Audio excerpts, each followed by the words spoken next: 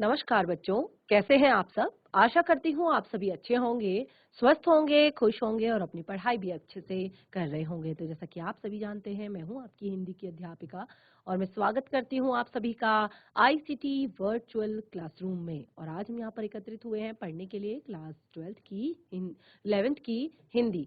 Class 11th की हिंदी में हम यहाँ पर पढ़ रहे हैं अपनी वितान पाठ्य पुस्तिका का लास्ट चैप्टर भारतीय कलाएं। तो जिसमें हम अपने लास्ट सेशन में चित्रकला से संबंधित काफी बातें हम यहाँ पर पढ़ चुके थे और हम संगीत कला से संबंधित जो टॉपिक है उसको हम यहाँ पर पढ़ रहे थे। तो आपने देखा कि कितनी सारी एक तरह से चित्रकला में आपने कितनी सारी चीजें देखी। जो कला होती है वो अपने भावों को व्यक्त करने का एक साधन होती है और किस तरह से अलग अलग राज्यों की अलग अलग चित्रकला है और उस चित्रकला को बनाने की अलग अलग शैली है और उन सभी चित्रकलाओं के अलग अलग नाम भी हैं। तो इसी तरह से हम आज अपने अगले टॉपिक को कंटिन्यू करते हैं और साथ ही अपने चैप्टर को समझते हैं। तो चलते हैं स्मार्ट बोर्ड की तरफ, शुरू करते हैं अपने आज का सेशन। सभी बच्चे ध्यानपूर्वक पढ़ेंगे, साथ ही समझने का प्रयास भी करेंगे। तो हमने अपने लास्ट सेशन में देखिए भारत की जो संगीत कला है उसके बारे में हमने यहाँ पर डिस्कस करना शुरू किया था कि भारत के प्राचीनतम संगीत का जो वर्णन है वो वैदिक काल से मिलता है।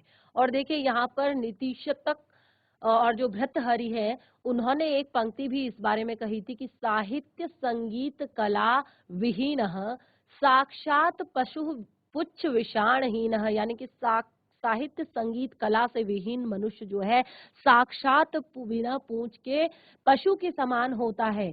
तो इससे इस तरह से यहाँ पर हमने काफी सारी जो चीजें पढ़ी थी कला के संगीत के बारे में लास्ट सेशन में, कि दो प्रकार के संगीत का उल्लेख वैदिक काल में माना जाता है। पहला होता है आपका मार्गी संगीत और दूसरा होता है आपका पहला होता है मार्गी और दूसरा होता है देसी। तो मार्गी संगीत, जैसे कि मैंने आपको बताया, ये उस समय धार्मिक समारोहों से जुड़ा था और एक तरह से कहे तो राजा के एक तरह से शासन में था ये किसी के, तो फिर उसको हमने कहा कि ये एक तरह से नियम और अनुशासनों से बंधा हुआ संगीत था। और दूसरा जो था वो देसी था, यानी कि लोक से जुड़ा हुआ था, लोक आम जन से जुड़ा हुआ था, जन सामान्य से जुड़ा हुआ था। और देखिए यह समूह में गाया जाता है और सामदेव में गाने के जो निर्देश दिए गए हैं उससे यह पता चलता है कि वैदिक महर्षियों के पूजा मंत्रोच्चारण के तरीके को ही साम कहते हैं। और हमारे यहाँ आगे चलकर संगीत का जो विकास हुआ इसकी जानकारी बहुत नहीं मिलती। उसका कारण ये है कि जो भारतीय है वो दस्तावेजीकरण जो है नहीं करते हैं अन्य कलाओं की तरह। जैसे यहाँ पर देखिए संगीत का वर्णन भी भरत मुनि के नाट्य शास्त्र में सबसे ज्यादा प्रामाणिक ढंग से मिलता है।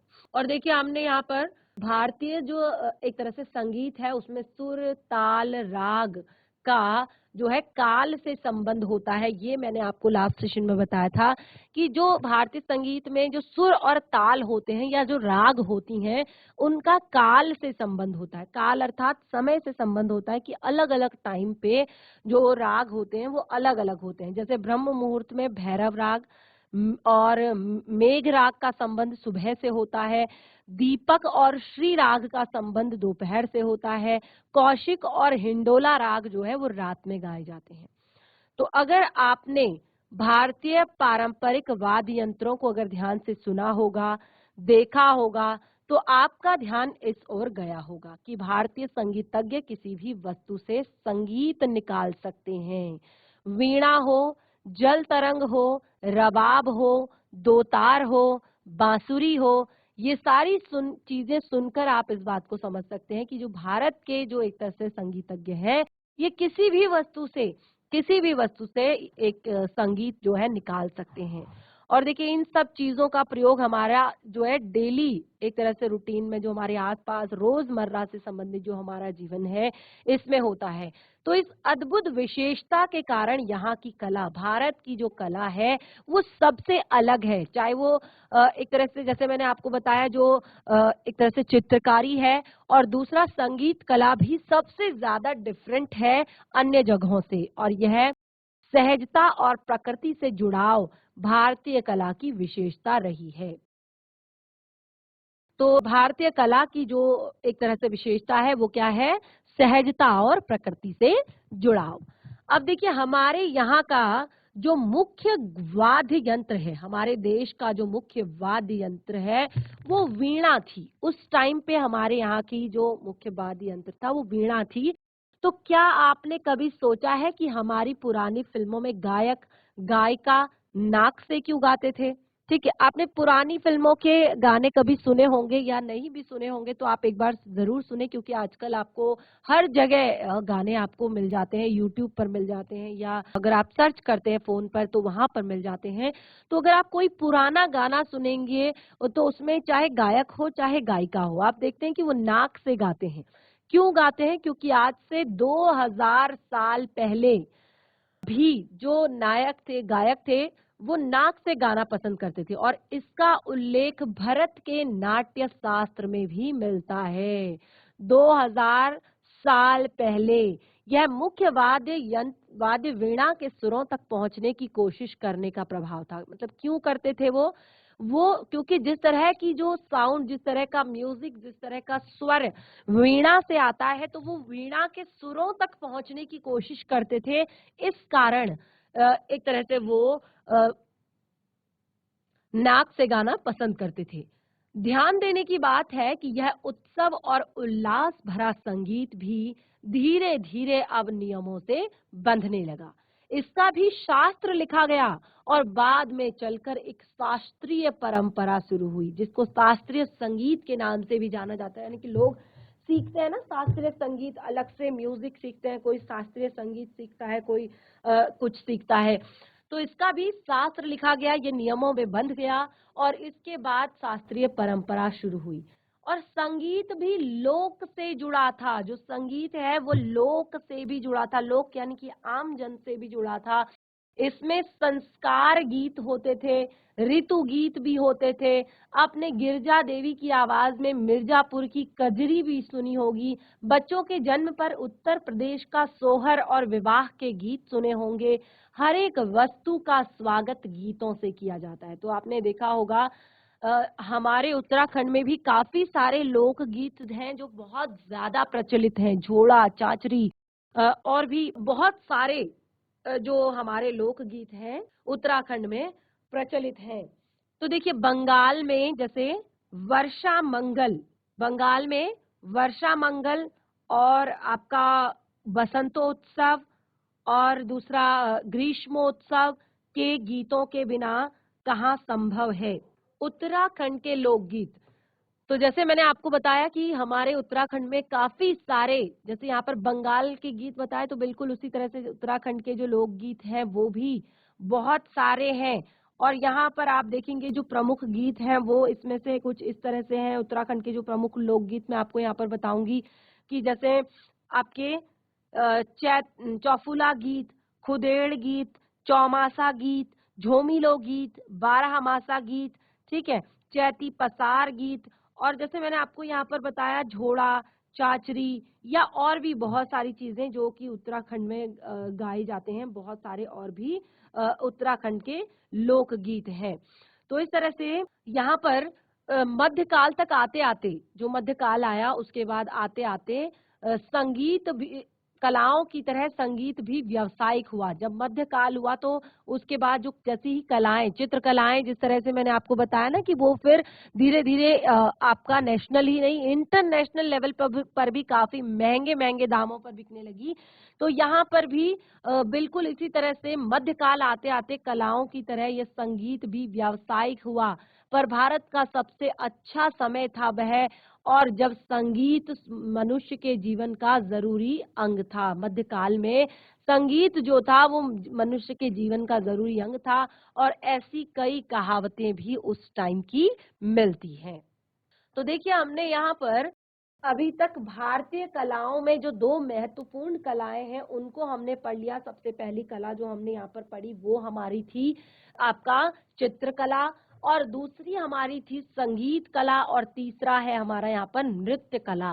तो देखिए जिस तरह से आपका चित्रकला, संगीत कला भारत में बहुत ज्यादा एक तरह से प्रसिद्ध है, तो उसी तरह से भारतीय संगीत की तरह नृत्य भी में भी कम बदलाव आए हैं। यानी कि काफी कम चीजें चेंज हुई है भारतीय संगीत में।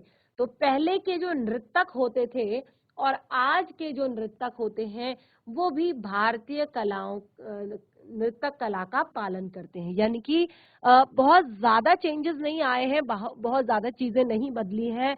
आज भी जो भारत के नृतक हैं वो भारतीय नृत्य कला के नियमों का पालन करते हैं, जिसका आधार है अभिनय, जिसका भी मूल शास्त्र भरत मुनि का नाट्य शास्त्र ही रहा है। यानी कि जो आपका नृत्य कला है इसका भी जो मूल शास्त्र है वो भरत मुनि का नाट्य शास्त्र ही रहा है। और नाट्य शास्त्र में नृत्य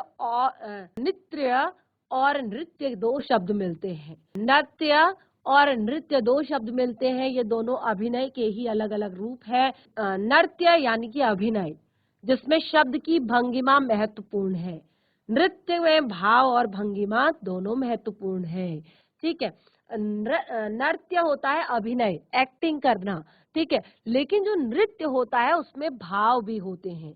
भारत लोक नृत्यों से समृद्ध रहा है। भारत जो है लोक नृत्यों से समृद्ध देश है। हर राज्य के अलग अलग समुदायों की अपनी अपनी नृत्य कलाएं रही हैं और हमारे रोजमर्रा के जो जीवन से जुड़ी हुई है। जीवन में जितने अनुष्ठान हैं उन सभी का भी नृत्य कलाओं से संबंध है। जैसे खेती से जुड़े, जैसे मैंने यहाँ पर आपको बताया, खेती से जुड़े समुदाय के जीवन में ऋतुओं का बदलना, फसल की बुआई या कटाई के समय महत्वपूर्ण घटनाएं, ऋतुओं का बदलना उनके पांवों को चंचल कर देता है। वर्षा ऋतु में उनके पांव थिरक उठते हैं। भारत के हर राज्य में यही भाव मिलते हैं।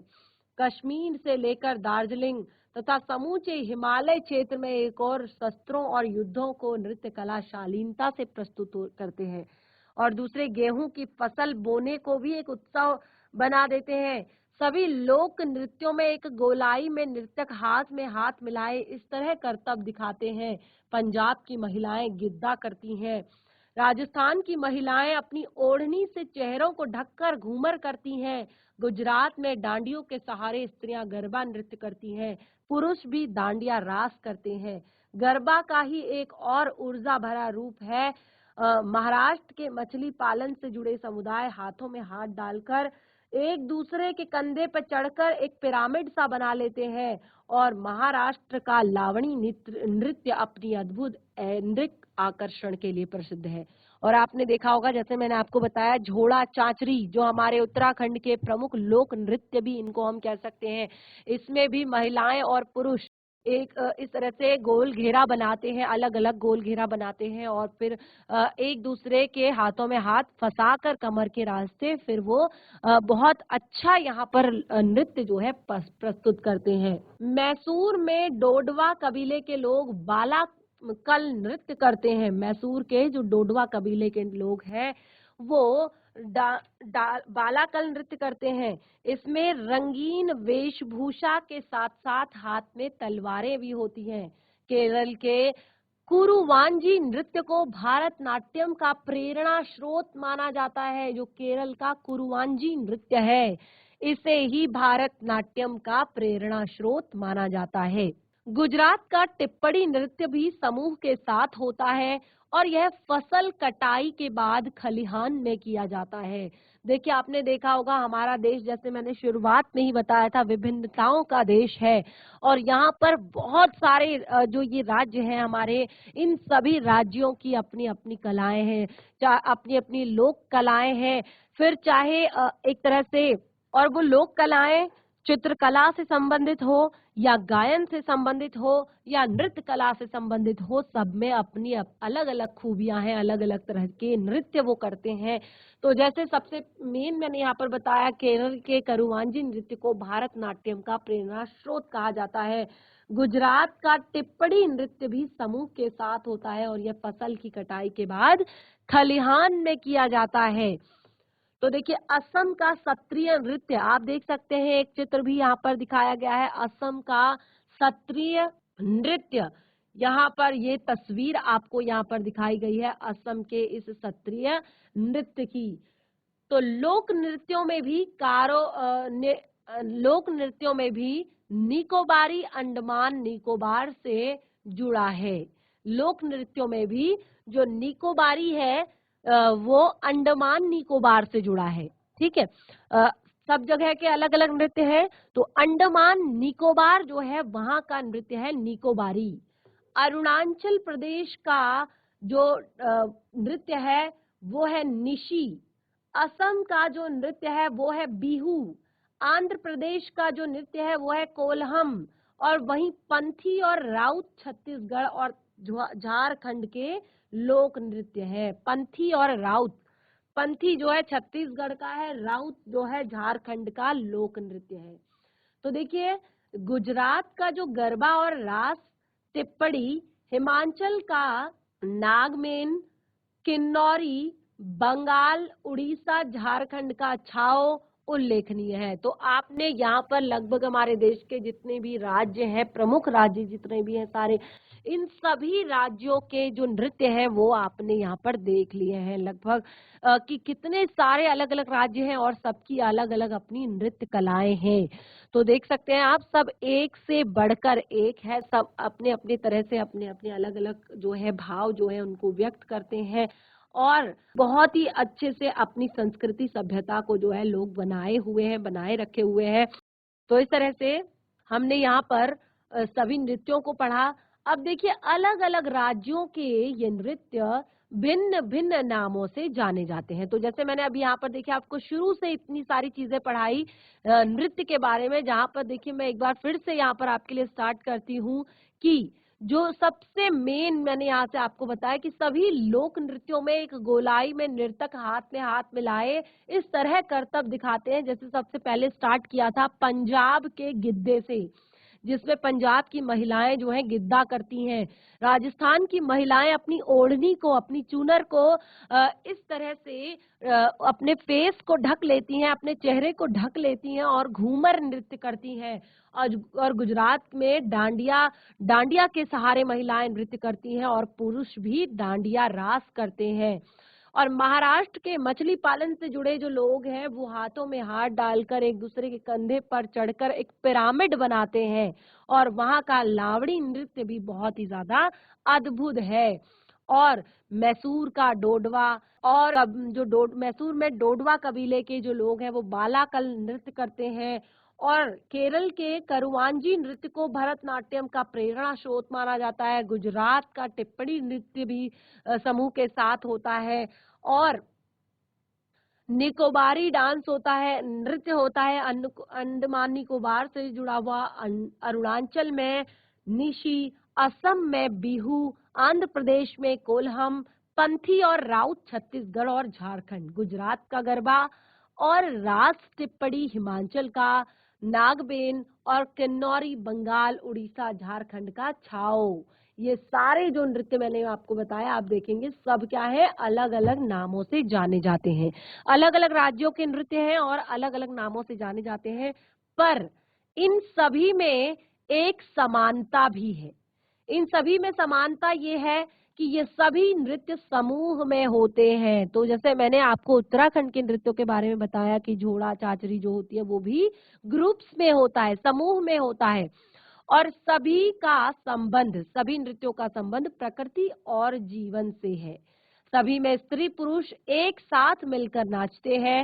राज्य की सीमाएं भला कला को कैसे बांध सकती हैं, यानी कि राज्य की जो सीमाएं हैं वो कला को कैसे बांध सकती है। ध्यान देने की बात यह भी है कि नृत्यों का संबंध विभिन्न धार्मिक अनुष्ठानों से भी है। यानी कि आपने देखा होगा कि किसी धर्म में नहीं बल्कि लगभग सभी धर्मों में ये दिखाई पड़ता है कि जो ये नृत्य है इनका संबंध ज्यादातर धार्मिक अनुष्ठानों से भी होता है। आपने देखा होगा जो बैसाखी होती है तो सभी लोग क्या करते हैं, पंजाब का जो डांस है वो करते हैं अलग तरह का। और हमारे उत्तराखंड में जो भी एक तरह से हमारे उत्तराखंड में जो भी हमारे फेस्टिवल्स होते हैं, त्योहार होते हैं, मेले होते हैं, तो उनमें भी आपने देखा होगा जोड़ा चाचरी या जो भी मैंने आपको उत्तराखंड के बहुत सारे यहाँ पर जो आपके लोक गीत बताए, तो उन पर जैसे होली, बासंती, चैती, चौमासा, बाराहा, खुदेड़, फुलदेई, झुमेलो, माघ गीत, श्रावण गीत, ये सब इन पर अपना अलग तरह का एक नृत्य होता है। तो ये किसी एक धर्म में नहीं बल्कि सभी धर्मों में दिखाई पड़ता है। भारतीय लोक इसी तरह थिरकता हुआ कब शास्त्रों और नियमों में बंधा, यह ठीक ठाक नहीं कहा जा सकता। यानी कि जो भारत का लोक है, लोक यानी कि जो ये लोक संगीत भारत का था, ये न जाने कब इसी तरह से नियमों में बंध गया। इसका आधार भी भरत मुनि के नाट्य शास्त्र में ही है। और विद्वानों का यह मानना है कि लोक नृत्य से ही शास्त्रीय नृत्य विकसित हुआ है। जो लोक नृत्य है उसी से शास्त्रीय नृत्य विकसित हुआ है, क्योंकि देखिए वही जब राजा के दरबार में होने लगा, राजा के वहां पर होने लगा, किसी के शासन में होने लगा, तो फिर वो क्या हुआ कि कुछ नियमों से वो बंध गया। और उन्हीं नियमों को क्या कहा फिर हमने, शास्त्रीय, यानी कि शास्त्रीय, अगर संगीत है तो शास्त्रीय संगीत, शास्त्रीय नृत्य, ये हमने कहा। तो इस तरह से देखिए भारतीय नृत्य को देखकर कुछ लोग ऐसा सोचते हैं कि यह सिर्फ हाथ और पैरों की गति से जुड़ा हुआ है। अगर कोई जो लोग है वो अगर भारतीय नृत्य को देखते हैं तो उनको लगता है कि ये नृत्य तो केवल हाथ और पैरों की गति से जुड़ा है, कि अगर हाथ से कुछ एक तरह से अच्छा हमने एक्ट किया तो उसको कुछ लोग ये समझते हैं कि ये सिर्फ हाथ और पैर की गति से जुड़ा हुआ है। अगली बार आप ध्यान से देखिएगा, भारतीय नृत्य में सभी अंगों की गति, लय, ताल महत्वपूर्ण है। नर्तकों की आंखें, जैसे मैंने आपको बताया था ना कि भाव भी व्यक्त करता है ये, तो जो नर्तकों की आंखें होती हैं, नृत्य करने वाले लोगों की जो आंखें होती हैं, वो भावों को बताती हैं। भौहें या फिर नासिका यानी कि नाक के माध्यम से खुशी, दुख, क्रोध, विभत्स आदि भावों का अभिव्यक्त करने में महारत हासिल होती है। आपने देखा होगा कि जो एक तरह से नृत्य करते हैं वो अपने चेहरे पर इस तरह के एक्सप्रेशन देते हैं, इस तरह के भाव देते हैं। ये सारी चीजें जो है बिल्कुल इनमें हमारे भारतीय नृतकों को एक तरह से महारत हासिल है। इन्हीं भाव भंगिमाओं के जरिए महाभारत और रामायण जैसी कथाओं को कह देने की परंपरा नृत्य कला में मिलती है। यानी कि आपने देखा होगा जो महाभारत और रामायण जैसी कथाएं हैं उनको भी नृत्य कला में कह देने की एक तरह से कला यहाँ पर है। तो देखिए यहाँ पर भारतीय नृत्य का सबसे आकर्षक, जो भारतीय नृत्य है इसका सबसे आकर्षक रूप है हाथों की विभिन्न मुद्राएं। आपने देखा होगा कि जो कथक करते हैं या जो अलग अलग तरह के जो जैसे मैंने आपको बताया हर एक राज्य की अपने अपने अलग अलग तरीका है, अपना अपना एक अलग अलग तरीके से वो नृत्य करते हैं। तो हाथों की अलग अलग जो मुद्राएं हैं ये बहुत ज्यादा आकर्षण का केंद्र है हमारे भारतीय नृत्य में, और इसके माध्यम से मनुष्य के भावों से लेकर जानवरों के भावों तक को दिखाया जाता है। केरल का कथकली, मोहिनी अट्टम, उत्तर प्रदेश का कथक, आंध्र प्रदेश की कुचिपुड़ी, उड़ीसा का ओडिसी, मणिपुर का मणिपुरी, ये देखिए ये जो सारे शास्त्रीय नृत्यों में जो है, शास्त्रीय नृत्यों में कौन कौन से नृत्य आते हैं ये जरूर आप ध्यान रखिएगा। जब आप शास्त्रीय संगीत सीखते हैं या शास्त्रीय नृत्य सीखते हैं तो उसमें कौन कौन से नृत्य आते हैं वो आप यहाँ पर देख सकते हैं। तो इनमें मुख्य आता है केरल का कथकली, ठीक है, कथकली नृत्य आता है, मोहिनी अट्टम आता है, उत्तर प्रदेश का कथक आता है, आंध्र प्रदेश का कुचिपुड़ी आता है, और उड़ीसा का ओडिसी आता है, मणिपुर का मणिपुरी आता है, कर्नाटक और तमिलनाडु का भरतनाट्यम इसमें आता है। असम के जो क्षत्रिय को भी शास्त्रीय संगीत नृत्यों में शामिल किया गया है। इन सभी का संबंध किसी न किसी राज्य और उनकी परंपराओं से है, जो कि इस नृत्य को सीखने के लिए बहुत ज्यादा साधना की जरूरत पड़ती है। आपने अगर कभी कोशिश की होगी कथक सीखने की, या कभी एक तरह से आपने कोशिश की होगी कथकली सीखने की, आपने कभी कोशिश की होगी एक तरह से जो नृत्य है उत्तर प्रदेश का, या जो भी यहाँ पर नृत्य हमें बताए गए हैं कि मणिपुर का, कर्नाटक का, तमिलनाडु का जो भरतनाट्यम है, अगर ये आपने देखा होगा जो ये लोग करते हैं, बहुत ज्यादा इन्हें प्रैक्टिस करनी पड़ती है, बहुत ज्यादा एक तरह से रियाज करना पड़ता है, बहुत ज्यादा इन्हें मेहनत करनी पड़ती है। और बहुत बड़ी एक साधना ये करते हैं अपने नृत्य के लिए, और इसीलिए ज्यादातर व्यावसायिक ही सीखते हैं, यानी कि एक तरह से जिनका इसमें एक प्रोफेशन जिनका है डांस में, एक तरह से जो लोग अपना प्रोफेशन इसको बनाना चाहते हैं वही इसको सीखते हैं, क्योंकि ये बहुत कॉमन नहीं होता, बहुत एक तरह से सब लोग इसमें बहुत बड़ा महारत हासिल नहीं कर पाते हैं। यह संदर्भ भी आता है कि बाद में चलकर महलों में राजकुमार और राजकुमारियां भी नृत्य करते थे, पर वो सार्वजनिक रूप से नहीं करते थे। शास्त्रीय नृत्यों के स्वरूप में बहुत ज्यादा परिवर्तन हुआ। वर्तमान समय में इन्हें देखकर 200-300 साल प्राचीन नृत्य कला से पूरी तरह नहीं जुड़ा जा सकता है। भारतीय कलाएं लोक से शास्त्रीय रूप तक अचानक नहीं पहुंची। ये जो कलाएं थी, ये लोक से, आम जन से शास्त्रीय होने तक अचानक नहीं पहुंची। वर्षों तक इनके बीच संवाद होता रहा, और आज के मंचों, फिल्मों में जो संगीत या नृत्य मिलता है, उसमें दोनों का मिला जुला रूप अधिक दिखाई पड़ता है।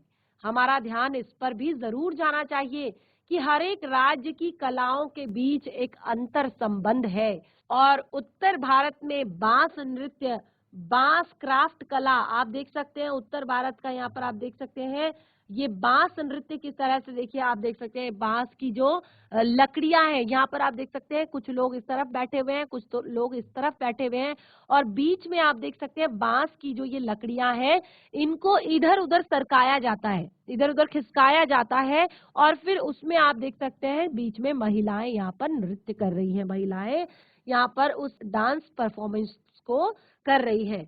तो यहाँ पर उत्तर प्रदेश में बांस नृत्य, बांस क्राफ्ट कला या फिर बांस का वाद्य यंत्र भी इसके उदाहरण है, यानी कि हर राज्य का जो है एक तरह से रिलेटेड है, किसी ना किसी अन्य राज्य से अंतर रिलेटेड है।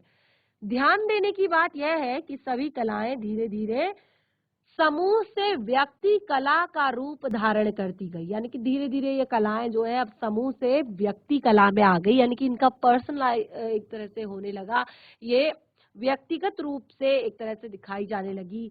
और इसका कारण निश्चित रूप से व्यावसायिक भी रहा। सभी लोक नृत्यों में एक साथ ताल में पैरों का उठना, हाथों का एक दूसरे से जुड़ना अपने आप में भारत की अद्भुत सहचर्यता और प्रेम भावना का संकेत है। और क्या यह अनायास ही रूप कलाओं में आया होगा, यानी कि कोई भी चीज क्या ऐसे ही आ गई होगी कलाओं में कि किस तरह से एक साथ सभी के हाथ पैर उठ रहे हैं, एक साथ ताल में पैर उठ रहे हैं, हाथ एक दूसरे से जुड़ रहे हैं।